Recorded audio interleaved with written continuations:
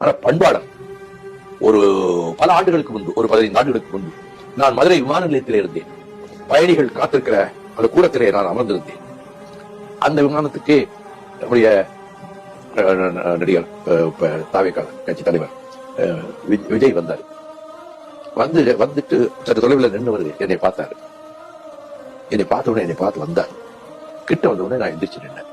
அண்ணனை எந்திக்காதீங்க, நான் மரியாதை செலுத்தத்தான் வந்தேன் என்று அவர் என்னிடம் ஆசி பெற்றார். அவ்வளவுதான் சொல்லுவேன், என்ன செஞ்சாலும் சொல்ல மாட்டேன். அப்ப நான் நினைச்சேன், இதே கூடத்துல இதுக்கு முன்னாடி சில நடிகர்கள் 2 படம் 3 படம் நடிச்சவங்க அதுபோல காணாமலே போயிட்டாங்க. என் பக்கத்துல உட்காந்து பேச மாட்டாங்க. அந்த நடிகர்கள் பேரை எல்லாம் சொல்ல விரும்பல. எனக்கு அடுத்த சீட்ல உட்காந்துக்கிட்டே ஒரு 5 படத்துல கதாநாயகனா நடித்த ஒரு இளைஞர் எனக்கு அடுத்த சீட்ல தான் உட்காந்துருக்காரு. அப்ப என்னை யாருந்து கேட்டா யாரோட சொல்லிடுவாங்க, வேண்டாதவங்க சொல்லுவாங்க, வேண்டியவங்க சொல்லுவாங்க, இல்ல கருப்பு சால்வையை பார்த்தாலே சொல்லிடுவாங்க. அப்படி வர்றவங்க பேச்சு கூட கொடுக்க மாட்டாங்க. அப்ப நான் நினைச்சேன், இந்த விஜய்கிட்ட ஒரு பண்பாடு இருக்க, ஒரு தன்னடக்கம் இருக்க அப்படின்னு நினைச்சு வீட்லயே சொன்னேன். தன்னடக்கத்தோட என்கிட்ட ஒரு மரியாதை செய்யறாரு, எனக்கு ஒரு பழக்கம் இல்லை. அப்ப அவர்கிட்ட ஒரு நல்ல குணம் இருக்குன்னு நான் தெரிஞ்சுக்கிட்டேன். ஆக தனிப்பட்ட முறையிலே பழகுகிற முறையில் அகந்தை ஆணவம் எதுவும் அவர்கிட்ட இல்லை. அதை நான் பாராட்டுறேன்.